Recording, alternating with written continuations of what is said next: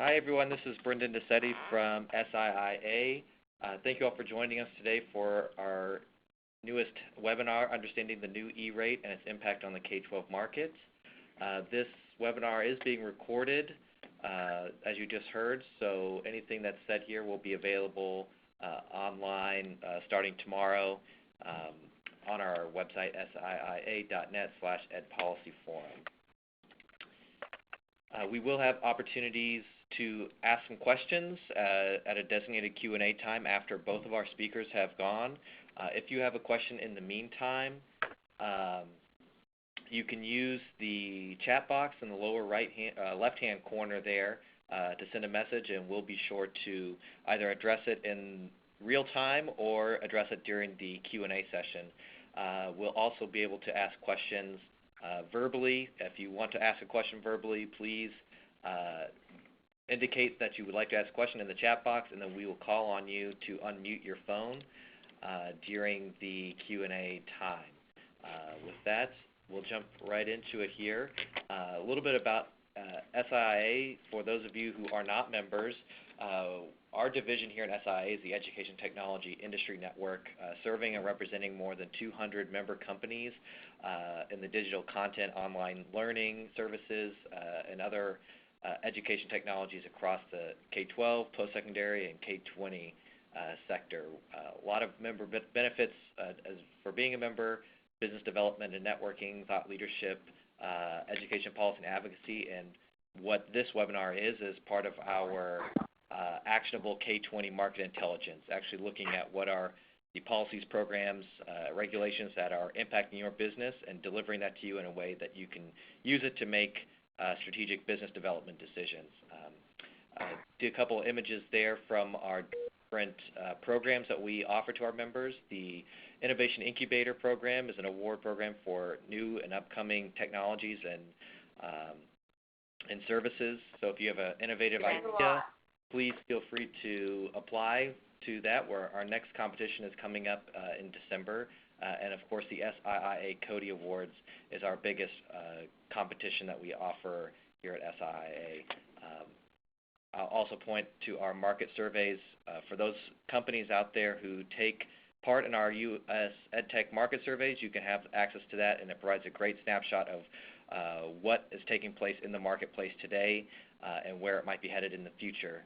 So I encourage you, the 2015 survey is open right now. If you'll go to siia.net, you can take part in that. This presentation is being brought to you by our Ed Policy Forum as a project in the ETIN division. We produce lots of actionable market intelligence that you can use in your everyday business. So we're doing E-Rate now, but we have a couple of upcoming webinars, including Doing Business in Florida and Doing Business in Ohio Schools as part of our Around the Nation series. We've already covered Texas, New York, and California, and you can see all those archives as an SIIA member on our website. Some resources available for members as well: New York State Profile of Government Policies, an update on what's happening with the Senate Elementary and Secondary Education Act reauthorization, as well as a library of student data privacy reports from 2014, and we will be publishing soon the laws passed in 2015. And I also encourage you all to sign up for This Week in EdTech Policy, which is a weekly roundup of EdTech policy stories that have impact on the K-12 and K-20 marketplace. It's good for government relations folks, but it's also great for business development staff who are looking for a little bit of insight into what is driving markets in individual states and around the country. Last thing I'll point out before we get to the E-Rate, we are hosting next week, starting on Sunday, the Education Industry Summit in San Francisco, where we'll be hosting student data privacy and data security workshop on Tuesday with SIIA's Mark Schneiderman, looking at the technical side of what it means to have security instead of a lot of the stuff that we've done up to this point has been more on the policy side. And we are also doing business in the States, which is a mini version of our Around the Nation webinar series looking at California, Texas, and New York policies. of sort of a follow-up to those webinars as well as to the state reports that we've put out there. So with that, the last thing I'll mention is what you're here for today is the guide to the E-Rate 2.0 put together for us by Funds for Learning. It provides an in-depth summary and analysis of the new program rules. It's going to be available soon on our e-store. It will be free for members, and it will be available for purchase to non-members. So it's a great value for those of you who are looking for a little bit of more in-depth insight than what we will be offering today on this webinar. Our guest speakers today are John Harrington, the CEO of Funds for Learning. He's been CEO since 1997, and Funds for Learning serves over 700 applicants in all 50 states in the E-Rate program who are preparing, and they have prepared 13,841 funding requests through that program, very specific number. Thank you, John, for joining us. And we also have with us Mike Jamerson, the Director of Technology at Bartholomew Consolidated School District in Indiana. Mike is a founding member of the Consortium of School Networking, their Indiana chapter. He currently serves as the chapter's secretary. So we're very excited to have both of these E-Rate experts with us today. And with that, I want to hand it over to John, who's going to walk us through what happened to E-Rate and what the market looks like there.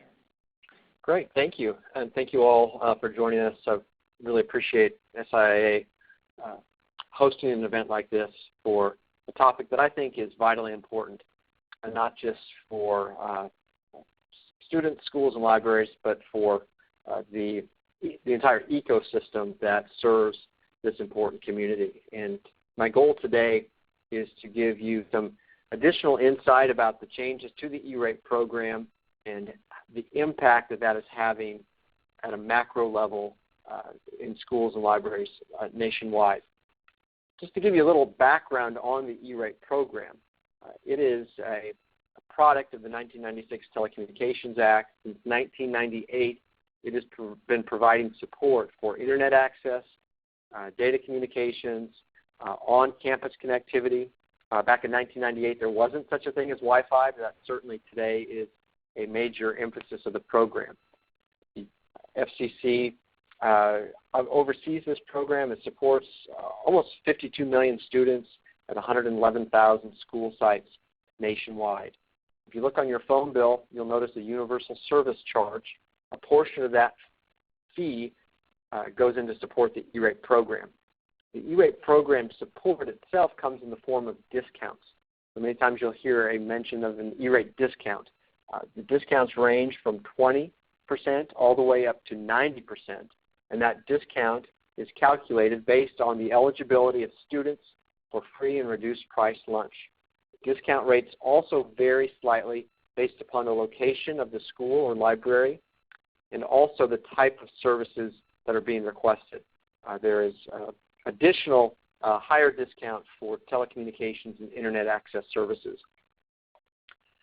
This chart tells an important story, and you may not be able to see all of the numbers, but the story here is one of the growing demand for Internet access and telecommunications services. If you look back to 2000, the schools and libraries that were participating in the program, and that's about 95% of all schools, they identified about $1.5 billion in annual fees for Internet access and telecommunication services. And you can see how that number has steadily increased. In 2014, that total demand was about $3.2 billion. For 2015, the dust is still sort of settling on the E-Rate applications that were submitted about a week and a half ago, but that total demand is of a similar magnitude. So what we see is about $3 billion in spending each year on telecommunications and Internet access for schools and libraries. And this increase has really followed what I'm sure many of you are aware of, and that is the growing reliance, dependence, trust placed in various online tools, be they educational pedagogy type tools or the less glamorous administrative student information systems and so on. But all of that is driving what we see in demand for E-Rate applications that have been submitted. Over that same period, there's been a less consistent demand for IT infrastructure on E-rate applications. And what this chart represents, the blue line is the total demand or the total amount of projects on campus, infrastructure projects that schools and libraries were considering each year going back to 2000. That little red dash represents the amount of E-rate funding that was actually available. And the story here and the big takeaway for you is that schools have been requesting connectivity to the tune of several $billion a year or on-campus networks to deliver that high-speed internet access to their classrooms. And the E-rate program has been falling short. You'll see that in no year has that red dashed line gone anywhere near where that blue line is. There's been this significant gap in what the program was providing. And in fact, for the last 2 years, 2013 and 2014, there was no funding whatsoever for internal connections. That's the on-campus networking component. If you're familiar at all with computer networks and connectivity, you're only as good as the weakest link. And in this case, what we've had and what schools have really been wrestling with is the fact that they can get E-rate discounts for high-speed internet connections, but there was not any support or funding for their on-campus projects. And this was hindering significantly their ability to really deploy many types of technologies to embrace any the vision that many of them had, simply because of their checkbooks were limited by the lack of E-rate support. About 2 years ago, President Obama made a speech in Mooresville, North Carolina, where he famously said, "In the country where we expect free Wi-Fi with our coffee, why shouldn't we have it in our schools?"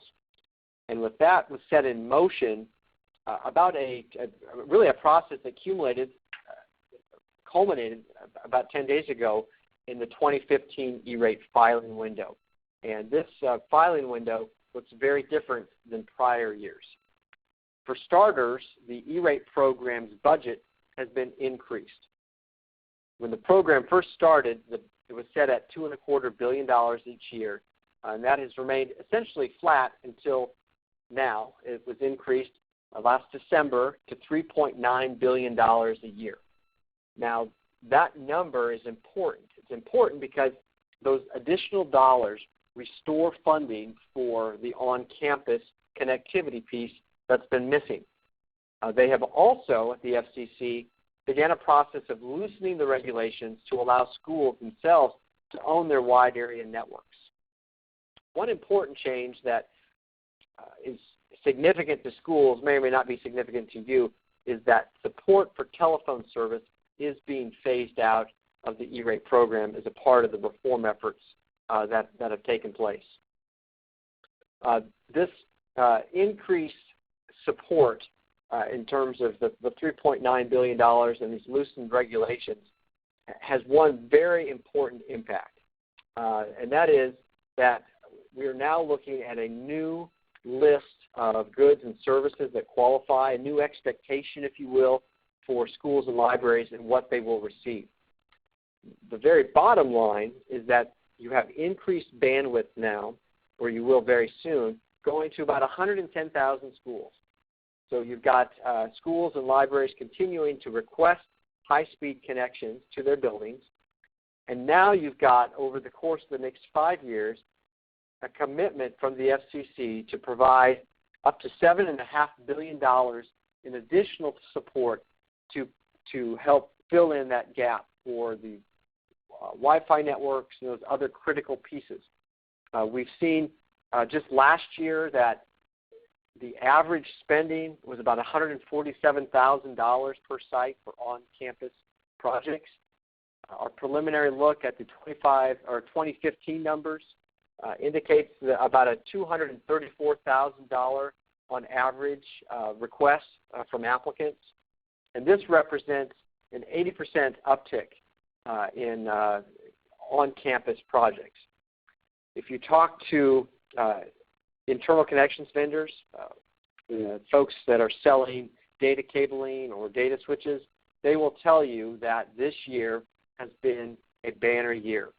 They've gone from $0 in funding requests last year to well over $2 billion in projects this year that are poised to be funded by USAC, the E-rate program administrator, by September 1. What does this mean?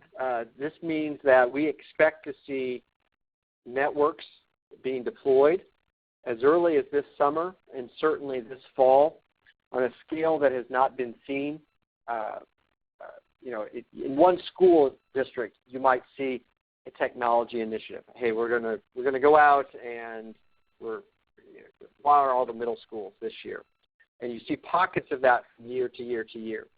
This next cycle, this year we're coming into, beginning really now and extending in through the summer of 2016, there will be a record amount of activity for schools deploying connectivity. And I think one important fact to consider is whether, assuming you're not selling those switches or providing the data cabling, I assume that you are involved in providing services that ride on top of those networks, whether it's a software on demand, software as a service type, cloud-based tool. The biggest bottleneck that has been in place in school buildings is about to be reduced. Now, it will never be eliminated, but we expect to see great gains over the next 12 to 18 months in terms of the amount of bandwidth that's available in the classroom to that school, to that teacher, to that student. One other piece that I want to point out to you that may not be as it's kind of counterintuitive, there is another element of reform that I think ultimately will be of great benefit to the industries that serve the schools and libraries market. As a part of the new application process, schools and libraries were required to provide much more granular information. That's referred to as the Item 21 on the Form 471 application. The name of it doesn't matter so much. If you hear someone talking about Item 21 data, it simply refers to the detailed lines that schools and libraries submit on their application. These describe the specific goods and services that are being purchased, the amount of bandwidth that's being delivered via an internet service, or the make and model of a switch that's being provided. Schools, when they submitted their application, and again the deadline was April 16th, were required to provide a whole host of information about the entire scope of their E-rate funded project. And so what we expect to see not only are new projects being funded and faster connections and more bandwidth being delivered to classrooms, but we will also, and we already do, have a much better picture now of what is being deployed, what manufacturers are present in which school districts, what types of networks are they leveraging, how much bandwidth is available per student, per classroom. And certainly as again, an industry that serves and supports those schools and libraries, you will have greater insight into, I think, better understanding of really what that market looks like that you're serving, so that you can adequately pair the bandwidth requirements with the bandwidth that is now available in those classrooms and those library facilities. All right, and so with that, I'm going to toss it over to my esteemed colleague, Mike Jamerson. Good afternoon. Thank you, John. It's a pleasure, actually, to be on the same dais as you. I've listened to you many times and at events, and I'm honored to be a part of this. One of the things, I thought I'd start off by quickly just describing our district, because I think in some ways we're a little bit ahead of the curve, but at the same time, I also think that as we look at the environment, we're typical of where things are today. We have about 11,500 students, and we are in the middle of deploying one-to-one devices to all of our students. I'll speak to that in a moment. We serve students from pre-K all the way through adult ed. In fact, some of our youngest patrons are less than 2 years old, as we do offer a daycare for some of our students. We cover over 300 square miles of our county. Part of that is rural, and part of that would be considered urban. And as a whole, we are considered an urban district, which has implications for E-rate. We offer 20 instructional sites. I'll speak to those in a few minutes. We also talk, as far as instructional programs, we have a technology vocational program that serves not only our district but surrounding districts. So we have students who travel here each day to take advantage of some of our services. We provide special ed services for 6 counties that surround us. And as I mentioned earlier, we have an adult ed as well as an alternative ed program. We also offer a program of one-to-one service for students that's patterned after the New Tech Foundation program. From our high schools, they receive is very typically a New Tech program, but we've designed a K-12 program or K-6 program and 7-8 program that goes hand in hand with that. From the community standpoint, we have a huge and strong commitment from our business community. We also have a large number of international companies that operate in Columbus, and they work very closely with us through a business education partnership. And lastly, we also have both IU, Purdue, and our state community college, Ivy Tech, have branches located in Columbus, so we have a close relationship with them. Let's see. From a physical plant, we have 18 traditional instructional sites and 3 administrative sites, but we also operate some alternative sites. For example, we teach classes in a youth detention center, and we also provide classes in a residential care facility. We have over 700 classrooms across the district, counting classrooms and other types of instructional spaces. From an infrastructure standpoint, and I think this is where we start to get to talk about E-rate, we have a gigabit wide area network connection to each one of our sites, and we currently support 2 different internet egress points. In other words, we have internet coming in over a 400 megabit service provided by ENA, as well as a 200 megabit service, which is provided by a local by Comcast. We run our services out of a local data center, a data center that is a Tier 4 facility rather than inside any of our educational facilities. We're fortunate enough to have that located conveniently. From a wireless service standpoint, we have wireless service in every one of our instructional and administrative spaces designed to support a one-to-one environment. And so all in all, we have 420 plus Cirrus arrays that provide, that support 800 or almost 1,900 different radios, wireless radios. And from an instructional standpoint, we follow something called Universal Design for Learning. That's our instructional framework.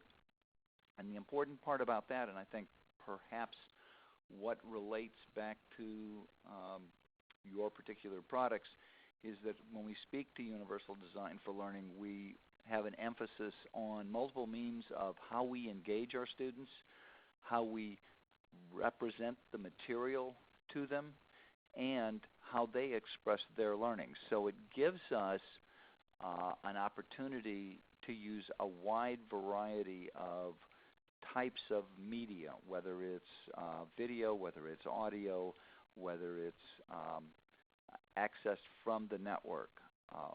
I mentioned earlier we are one-to-one. We have one-to-one Chromebooks in our grades 1 through 8, and in grades 9 through 12, we're operating with one-to-one laptops. We're also a Google Apps for Education district, and so our students are using all of the Google Apps and Google Drive to support their information. Excuse me. Learning management's become an important part of what we do, again, to support our focus on universal design, and we're using its learning as that tool. Finally, because of all of these things, we are moving away from our traditional textbooks, as so many districts are, and moving towards a digital curriculum. Excuse me, I'm very sorry. The last thing I really want to say about this is that as what I think from a typical standpoint, we have focused and driven ourselves towards using more digital materials. In our most recent textbook adoption for secondary schools, the recommendation was to adopt not a textbook, but materials and resources across a wide range of suppliers and products. So almost an untextbook. And what that will drive is a larger use of our network and our resources. In particular, one of the State Education Technology Directors Association had the recommendation, which drove much of the E-rate discussion, of having a gigabit for every 1,000 students by 2017-18 school year. For us, that would mean roughly 11,000 or 11 gigabits of service to the internet.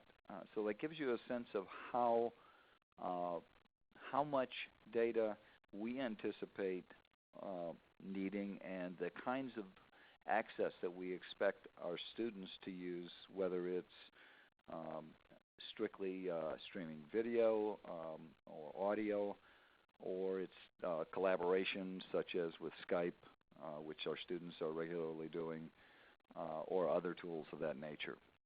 So that really kind of summarizes where we are from the standpoint of out in the field, the kinds of things that you see, and the kinds of operations that you might encounter as you look at products that would fit in our environment.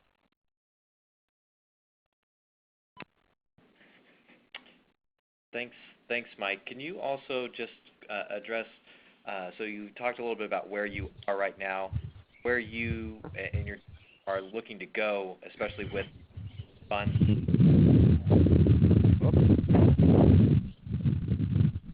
I lost the last part of that. Can you just talk a little bit about where your district is planning to go in terms of infrastructure with the E-rate program and the instructional environment based on what you're doing? Oh, absolutely.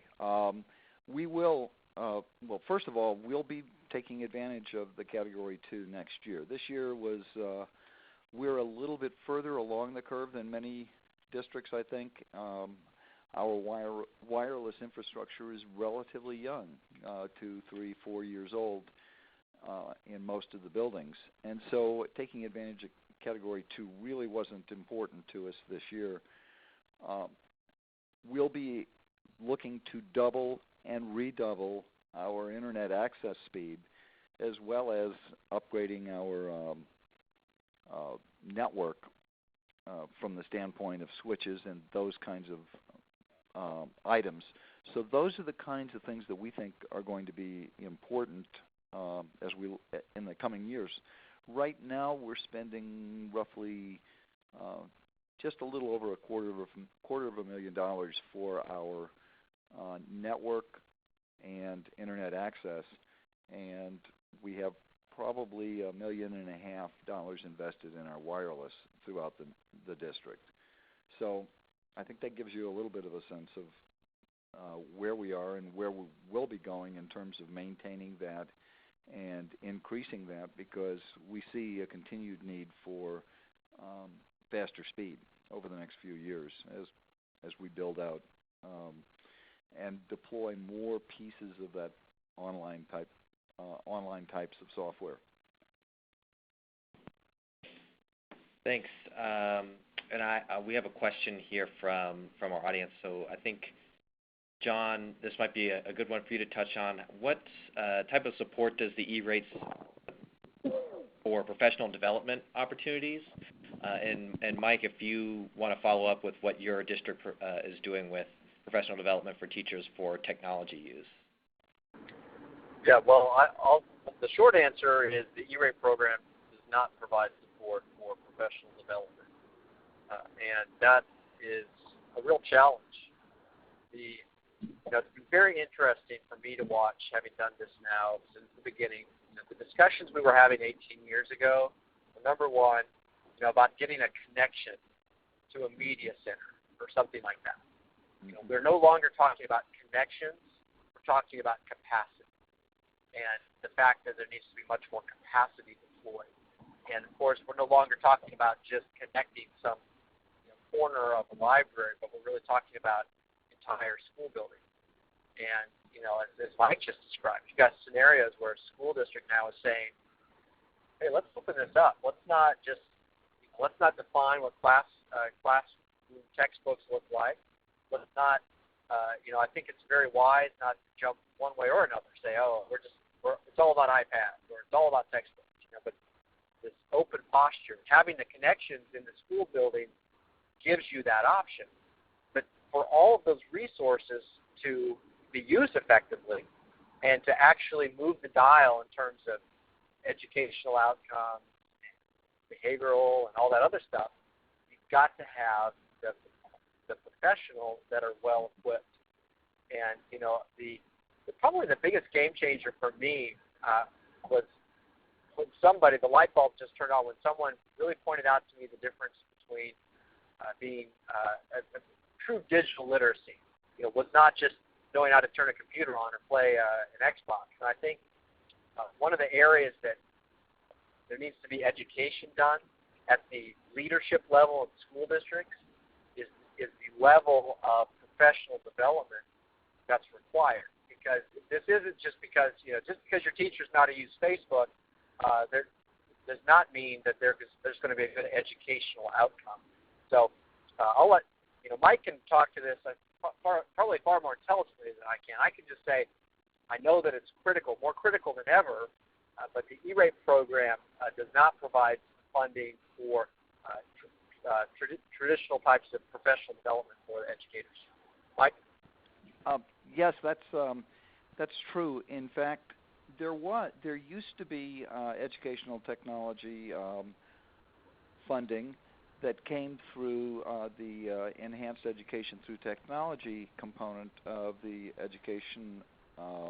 Elementary and Secondary Education Act, and that was removed or kind of zeroed out several years ago.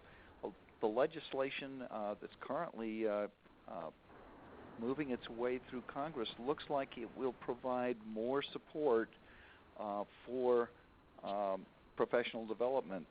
But right now, that's generally something that schools are having to carry themselves. The one other piece that you mentioned, John, was as we've seen this go from the media center to some classrooms to the entire building, we've also seen that it's gone from in the building to outside the building. And one of the areas, and we're not unusual in this, we struggle because about a quarter of our district is not served by any kind of broadband service unless you consider satellite to be broadband. So in those areas, we're looking for ways to provide equitable access to students as they take home laptops and equipment. We're also looking in Indiana. We have the ability now to do virtual learning days, which can substitute for a day in class and provide an alternative to a snow day, which has appeal in terms of trying to maintain the educational pace as well as make sure that your school year finishes in a reasonable at a reasonable time.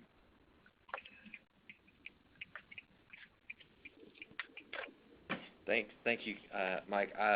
We have a question here in the chat, but I kind of want to preface it here that most SIA members are not E-rate. They don't provide E-rate eligible products. The digital content and software that isn't necessarily related to operating systems or accessing the internet. But their districts do sort of take advantage of the reimbursement process as a back channel way to allocate some funding at the local level for other types of services to use technology. John, could you just address sort of the changes that have happened to the reimbursement process? And Mike, if you could follow up with if your district takes advantage of reimbursement to purchase other types of software like digital literacy curriculum or other e-learning management systems. Sure. First of all, remember the E-rate program is a discount program. Those discounts really arrive in one of two ways. They either show up on the bill from a vendor, or the school pays the bill and then seeks a reimbursement. Sort of like if you went to see a physician and then you turned in your receipt later for a reimbursement from your insurance company. So those are the two primary methods. And historically, sort of in broad terms on average, what you see is that when there are infrastructure projects, in almost every case, those move forward with discounted invoices. So a school has an 85% discount, and they will just pay 15% of the fee for the data cabling project, and that other 85% is billed to the E-rate program administrator, USAC. For telecommunications and internet access, it's a little bit more of a mixed bag. Some schools will choose to pay the bill in full and then seek a reimbursement, or they actually may be even forced to sort of pay the bill in full because of the delays in receipt of an E-rate funding commitment decision letter. So let me kind of touch on. Excuse me. See, now I'm choked up like Mike as well. The schools. One of the challenges for schools and vendors has been the delays in funding commitment decision letters, not receiving decisions in a timely manner. And that has been addressed, and the process is being improved greatly. So schools will really have the chance to decide if they want to pay the full price or seek a discounted invoice.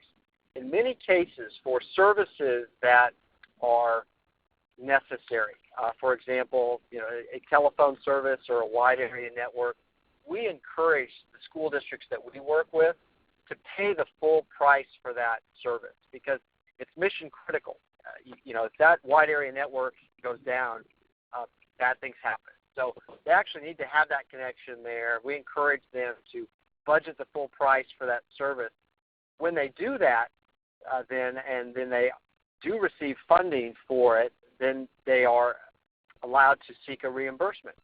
And the most effective E-rate applicant, or a very effective strategy, I should say, is actually to take those reimbursements and then plug them right back into technology. And that typically goes back into technology that either wasn't funded because the application was denied or just isn't eligible at all. We've seen school districts that take their E-rate reimbursement and then put that into that one-to-one laptop initiative. Many school districts who are faced with Common Core testing, they had to deploy equipment with or without E-rate funding last year. Many of them were taking their reimbursements from their E-rate funded wide area network or telecommunication services and turning that around and actually doing infrastructure projects with it. So the E-rate program is it really funds technology in two ways. There's the direct, okay, we got a discount on the bill, or the indirect. hey, we got a discount back on our wide area network, and now we're looking to take that money and put it back into software. Did I answer the question? Yeah, that was great. So for a lot of SIA members, they'll be looking for schools who are getting that discount reimbursement instead of taking the discount up front. So you can work with districts to find that money for your product there. So I'm curious, Mike, if your district takes one side or the other on reimbursement, or if you see in your role with COSIN, is there a trend that districts do reimbursements on the front end, or discounts on the front end, or reimbursements on the back end? Well, as a district, we almost always pay the full price and then take the discount. We did that in the early years because we banked a lot of that. In fact, in Indiana, the reimbursement must go into a fund that is spent on technology. And so we, in the early years, and when we weren't necessarily sure that E-rate would continue, and there was discussion about that, we started funding, putting that money in almost as a piggy bank to make sure that should anything happen, we would be able to continue, as John mentioned, our mission-critical services. We now use that for funding a variety of activities in terms of technology, and I think it was Mariah who had asked and Mark had responded that you can't necessarily, that E-rate doesn't fund digital literacy curriculum, but in fact we could, with our technology fund, now fund that kind of service, because that's money that we've received back as a result of the discount. It's not money that has been submitted for service or funding by E-rate. So essentially, we are using the E-rate to move and do more than we could if we didn't have that discount. Thank you. I think she mentioned in the chat box she appreciated that call out there. So I just want to mention quickly that if anyone else has questions, the lower left-hand chat box, you can enter them in right there, and we'll ask them for you.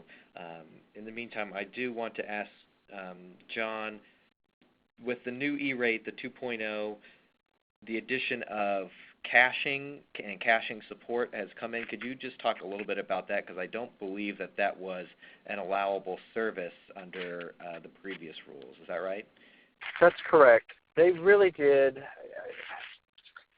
a very good job reforming the program. Now, I say that as someone that was a vocal advocate for specific changes, and also as someone that would be happy to sort of tear apart what they did. I can tell you all the things I think that they could have done better, right? But if I stop and I just look at where the program was a year ago and where it is today, I have to say it's in a much better place because it's better positioned to serve schools as they really need funding, with the exception of the phase down in voice services, which is really for another webinar.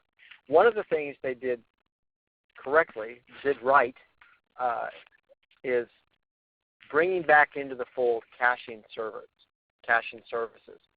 They, for years, actually excluded specifically caching, and for a variety of technical reasons, but they really came to the place of the FCC of recognizing that this is about getting as much capacity out there as possible.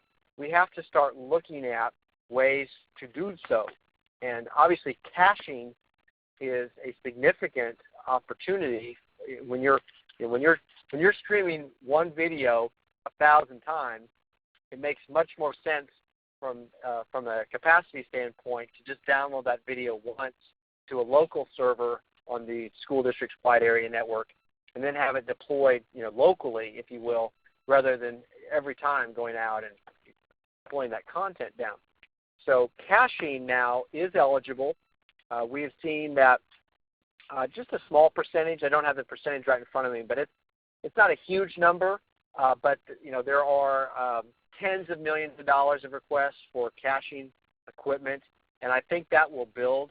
I also expect to see that there will be more gray lines, sort of hybrid services and new devices that will probably stretch the FCC's understanding of caching and what it is. But it is certainly now eligible, and we're seeing schools sort of stepping up.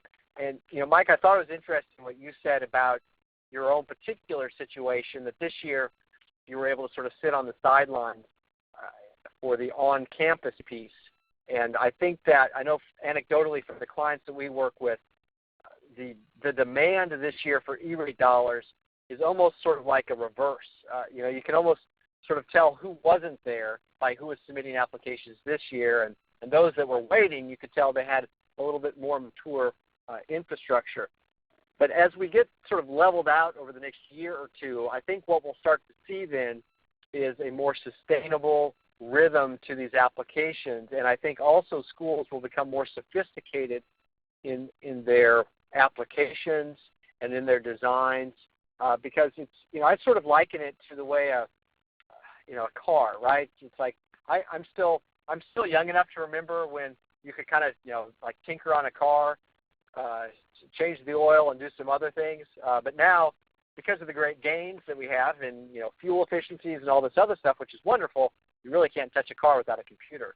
And the networks that are being deployed today and those that are coming over the next few years are going to be much more sophisticated and will deliver much more. But because of that, it also requires a higher level of expertise and understanding. Caching, to me, really fits right in there, and in terms of services and equipment that are really going to be a game changer. But it's a much higher level of thinking, and it requires better planning, better design work to really be used effectively. John, I would also add that in our particular district, we've always been kind of a middle of the road in terms of discounts. So never really exceeding 70%, and only occasionally one or two of our schools, we really weren't eligible for much priority 2 money. So the change, again, I very strongly support the change to Category 2 because it means that more schools will have opportunities to secure some funding that really is needed to support that. Yeah, and just so everyone understands, the change we're talking about there are 2 changes that were made that are very important, that impact on-campus wiring projects and Wi-Fi. Number 1 is the discount rate that is applied to a project is now calculated on a school district-wide basis. So in prior years, you may have heard reference to 90% school sites or 80% school sites, and that simply referred to the discount rate that particular school qualified for. Now, when we're preparing an application, the same discount rate applies to every school site in a school district, and so there isn't this dichotomy of one school is going to get a 90% discount or one school is going to get a 60% discount. That difference was made worse by the fact that the E-rate priority rules designated that the higher discount schools would get funding first, and then lower discount schools, if there was still money remaining, would get funded. Well, it turned out there was never money remaining, and so what you would have in a typical school district, maybe there's 20 school buildings or 10 school buildings. You might have 1 or 2 that would qualify for funding at a 90% discount, but the rest would get 0. And from a technology deployment, technology design standpoint, that's really difficult because you can't have one school, with one set of connections, another with another. There's no way to roll out those one-to-one initiatives or curriculum, school building by school building. And now the program rules have been changed so that every school site will have the same discount rate within a school district, and also they've made sure that there's enough funding available so that those requests as they come in will be funded. So we know basically for a fact today that all of the internal connections projects that were requested in 2015 will be funded. And I expect that will be the case next year. So it reduces a lot of that uncertainty. Will it be funded? Will it not be funded? And it also increases the consistency. Administrators, planners like Mike will be able to go in and with confidence know that we can make every one of our elementary schools look this way if we'd like to.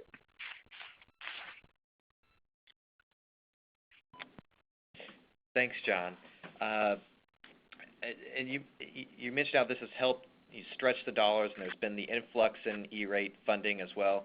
Do you expect, in the near or long-term future that we'll run into the same situation we were in the last couple years where the E-rate dollars just didn't quite stretch to cover everyone? Is that a concern at all in the sector?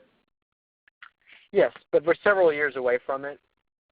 I believe that if you just look at the early demand for 2015 and the preliminary results, it is within the budget cap itself, and that's good.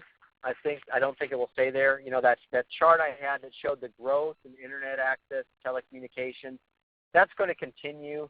And the E-rate program does include an adjustment for inflation.